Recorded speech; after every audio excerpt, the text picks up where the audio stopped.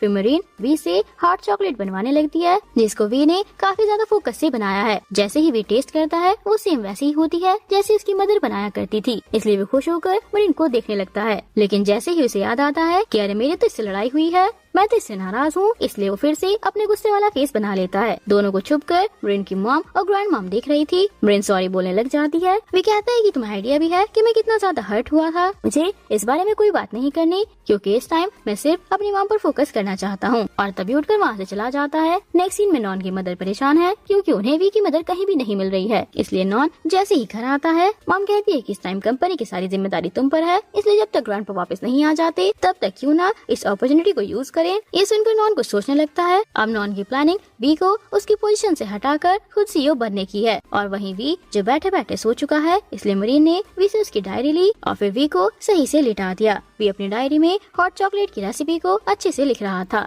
लेकिन जैसे ही मरीन ने पेज टर्न किया तो वहाँ उस दिन की डेट लिखी थी जब इन दोनों ने साथ में आइसक्रीम खाई थी। नेक्स्ट पेज पर वो मोमेंट लिखा था जब दोनों लड़ रहे थे, इन लाइंस के साथ, वैसे तो मेरी गर्लफ्रेंड बहुत ही ज्यादा स्वीट है, पर बस मुझसे लड़ती रहती है। इसलिए मरीन हंसकर दूसरा पेज पढ़ती है, जहाँ लिखा है कि मुझे यकीन नहीं आता, मैं उस लड़की को बहुत ज्यादा लव करता हूँ, जिसे मैंने आज तक देखा तक नहीं। मरीन इमोशनल होने लगती है और खुद भी उस डायरी में कुछ लिखना स्टार्ट कर देती है। तभी सीन चेंज होता है। अब हम देखते हैं कि ये सभी लोग ब्रेकफास्ट कर रहे थे, जहाँ बिग्नोई कम खा रही थी, बल्कि बार बार बातों बातों में वो भी को सुना रही थी, जिनको भी कुछ भी नहीं कह पाता, क्योंकि गलती उसी की है। अब हम इन दोनों को अकेले में बात करते हुए देखते हैं, जहाँ बिग्नोई समझाती है कि मुझे तुम्हारी पूरी सिचुएशन मरीन ने बता दी है।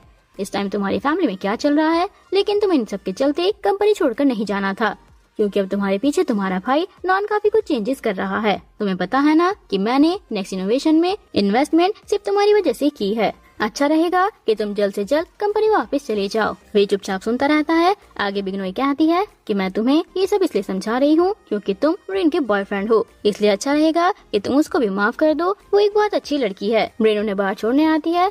बिग्नोई को दिल से थैंक यू बोलती है। वे कहती है कि तुम टेंशन मत लो, वे तुम्हें माफ कर देगा, लेकिन जब तक सब कुछ ठीक नहीं हो जाता तुम उससे ज्यादा चिपकना मत, क्योंकि बिजनेस में लव का ज्यादा होना कभी कभी प्रॉब्लम्स भी क्रिएट कर देता है। तभी तो मैं आज तक सिंगल हूँ। और फिर वहाँ से चली जाती हैं। उनके जाते ही मरीन के पास वी आकर कहता है कि चलो मेरे साथ। मरीन वी के साथ जाने लगती है। दूसरी तरफ हम चान और तनाया को देखते हैं। नॉन बताता है कि देखो ग्रैंडपा एंड वी दोनों गायब हैं, इसलिए इस चीज का फायदा उठाकर मैं कंपनी के शेयर्स बेचूंगा, जिन्हें तुम खरीद लेना। फिर तुम्हें पता है ना, जिसके पास ज्यादा शेयर्स होते हैं वो क्या क्या कर सकता है। तनाया कहती है कि हाँ, मैं तुम्हें ज्यादा वोट देकर कंपनी का सीईओ बना सकती हूँ, जिस पर नॉन कहता है कि एग्जैक्टली, क्योंकि अब हम दोनों का एक ही दुश्मन है जो है वी। तनाया सुनकर खुश हो जाती है और चान के साथ डील एक्सेप्ट कर लेती है। नेक्स्ट सीन में वो अपनी मॉम के लिए हॉट चॉकलेट रेडी कर लाता है। हॉट चॉकलेट तो उन्हें पसंद आती है, बट वो कहती है कि जेंटलमैन, आपने बहुत ही अच्छी कॉफी बनाई है, इसलिए आप क्या मुझे प्लीज इसकी रेसिपी बता सकते हो। ये सुनकर वी का दिल टूट जाता है, इसलिए वो रोते हुए यहाँ से चला जाता है। जिसके पीछे पीछे मरीन भी आती है।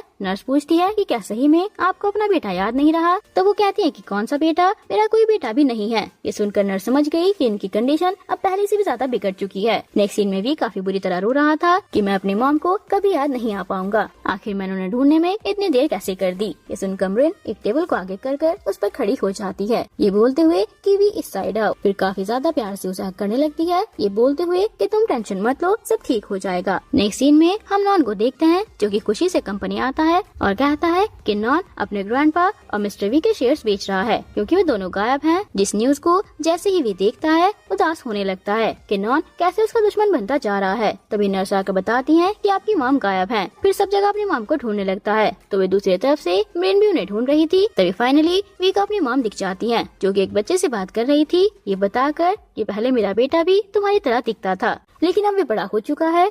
ये सुनकर भी सरप्राइज रह गया कि इसका मतलब मॉम को मैं याद आ गया हूँ। और जैसे ही वी की मदर उसे देखती हैं, वो सरप्राइज रह जाती हैं कि क्या वी सच में ये तुम ही हो। वी रोने लगता है। तभी हमें मरीन दिखाई जाती है, वो भी ये देखकर खुश हो जाती है। मॉम उसकी फेस ब्राइटनेस के बारे में पूछती है। वी कहता है कि आपसे मिलने के बाद मैं बिल्कुल ठीक हूँ। तभी एक मैजिक हुआ, यानी वी को अपनी मदर का फेस दिखने लगा, इसलिए वो काफी ज्यादा सरप्राइज रह जाता है, ये बोलते हुए कि मॉम मैं आपको देख पा रहा हूँ। ये सुनकर मॉम भी सरप्राइज हो जाती है।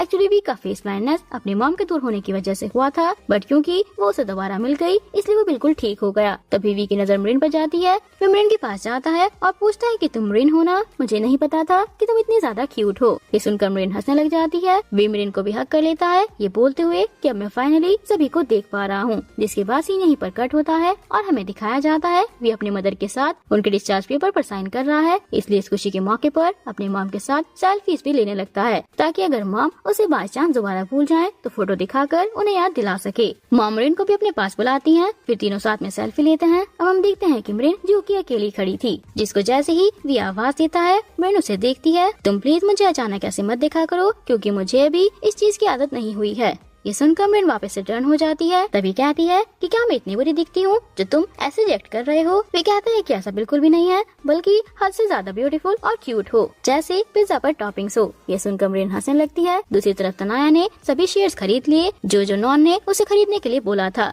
इसलिए नॉन काफी ज्यादा खुश था, बट कुछ शेयर्स होल्डर इस चीज से खुश नहीं थे। नेक्स्ट सीन में भी अपने मदर को वी घर लेकर आता है और अपने डॉक्टर दोस्त से उन्हें मिलवाता है। अब वे वी की मदर का ट्रीटमेंट करेगा। मरीन से कहता है कि तुम वी की सेक्रेटरी हो ना, मुझे अपना नंबर दे दो ताकि मैं अपडेट दे सकूं। तो वी जेलस हुआ और कहने लगा कि नहीं, बल्कि मैं तुम्हें अपना नंबर देता हूँ। ये सुनकर मरीन समझ जाती है कि वो जेलस हो रहा है। मॉम पूरा घर देखने लग जाती है। मरीन कहती है कि क्यों ना हम घर में तुम्हारी मॉम के साथ फोटोज लगाएं, ताकि जब भी वो भूले उन्हें देखकर याद आ जाए। वी उसका आइडिया बेस्ट बताता है कि तुम तो ब्यूटीफुल, क्यूट और इंटेलिजेंट भी हो। फिर दोनों साथ में ऐसे ही मजाक करने लगते हैं। जिसके बाद जब मरीन किचन में थी तभी उसके पास आकर पूछता है कि क्या तुम दोबारा से मेरी गर्लफ्रेंड बन सकती हो। मरीन वी को टीज करते हुए कहती है कि मुझे सुनाई नहीं दे रहा। तब वी मरीन को क्लोज से देखने लग जाता है और फाइनली उसने मरीन को किस कर लिया।